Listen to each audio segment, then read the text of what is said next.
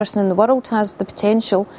Some folks are just more natural at it. Maybe they've inherited it or something like that. But so therefore, you know, like Adrian says, they will develop much quicker. But really, the kind of teaching was that anyone could, if they wanted to, open themselves to the spirit world and allow themselves to develop. Adrian, did you get to a stage where you would give readings to people on a regular basis, or was it sort of the hobby that came out at Christmas and New Year? I mean, where did you go to in that? It started as a personal interest, like a hobby, but I found I was doing readings for people in work at the time, and at one stage I had queues of people wanting me to do readings for them. I never tried doing it as a profession to earn money from, and I never charged anyone at the time. But it was literally, it developed from a self-interest to being something I was doing for others with it. And in some cases I was teaching them a little bit about, you know, about the tarot as well, what I knew and how I perceived things and how they could as well. So I was inadvertently teaching people too. And were you accurate? I mean, worth it? I mean, you yes. get this sort of standing joke, you know, I've got a message, it's for B, it's for Barry, and somebody says, I'm Brian. Oh, Brian, that's it, you know, you get that. But you were actually getting things correct. Yes, more times than I wasn't. Certain people, for some reason, just seemed to be so much easier to give a reading to, and I could sit there and tell them all sorts about what's going on in their life now and where it was going, and find out months later that it did go down the pathway that I talked about. And it wasn't something they'd done as a result of what I told them. It was something they were doing anyway. So in some ways it was quite scary, but then there were other ones where it just seemed to be more of a challenge. It just didn't seem to happen. You didn't seem to have anything for them. And you just came up with, you didn't lie to them as such, but you just tell them that you were having a problem, and for some reason that you can't do them a reading, or you know, that did happen occasionally. But more times than not, I did give information that seemed to be quite accurate, especially about their own lives, that there's no way I could have known without, well, there's no way I could have known. Right.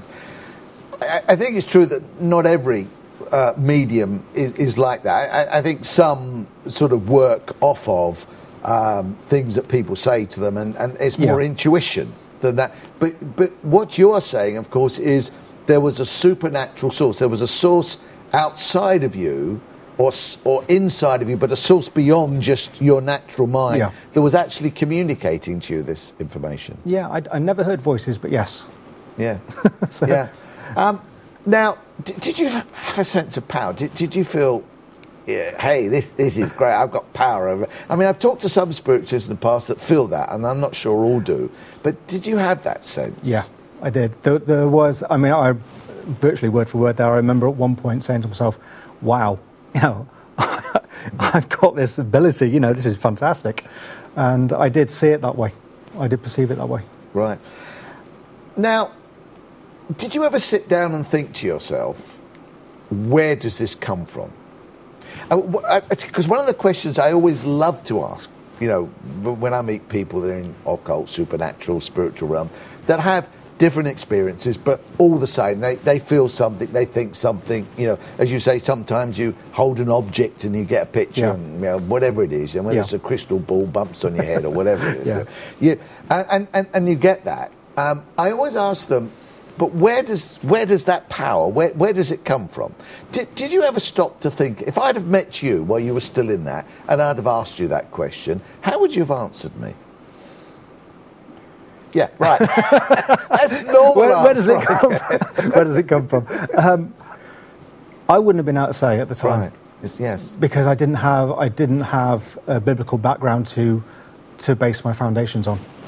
So I wouldn't have associated it with being evil at the time.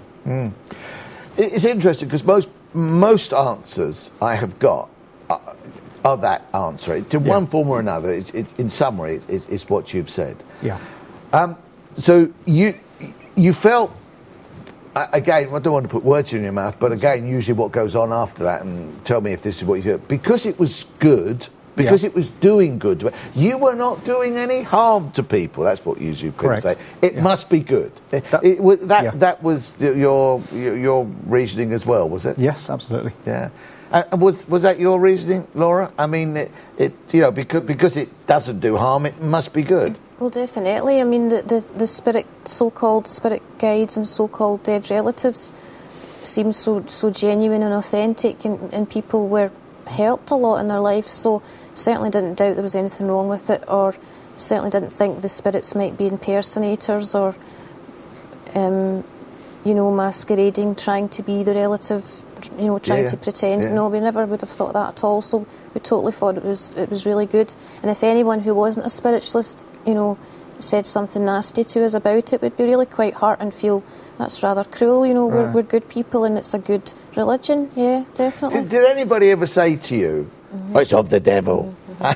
What was your reaction to that? Yeah, I was quite young at the time, and I think it was a couple of Mormon men that came to the door.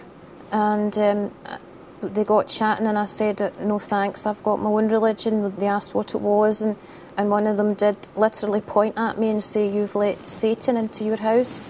Now I realise that's true, but in those days I was quite shocked and hurt, and I thought that was not a nice thing to say. So I do kind of encourage Christians, please don't say that to spiritualists and New Agers. They're not ready to hear that yet, and it's going to hurt their feelings dreadfully. They think they're doing good, so you have to be wise and explain it to them nicely, but don't be that's... Yeah, we'll come on to that, but I think it's a very good point. Let's underline that now. We'll talk a bit about that later, but it is important.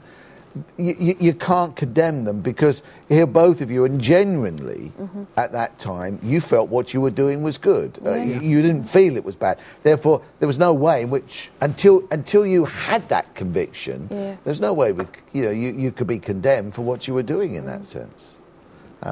Where then, Adrian, in all of this, you're doing good, you're a fairly successful medium, getting cases right, and feeling good about it sometimes, and all the rest. Where did the questions start coming? Because you're going to move right away from that in a few months' time.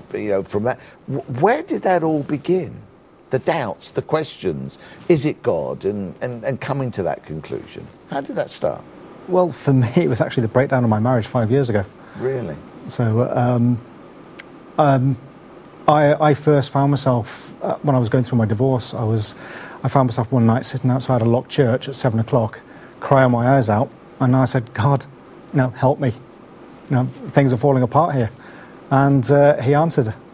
Now, why did you call out to God? I mean, why didn't you go to your tarot cards? Well, the funny thing is, even when I was involved with doing the tarot cards, I was originally told to ask for your guides for protection while you're doing this.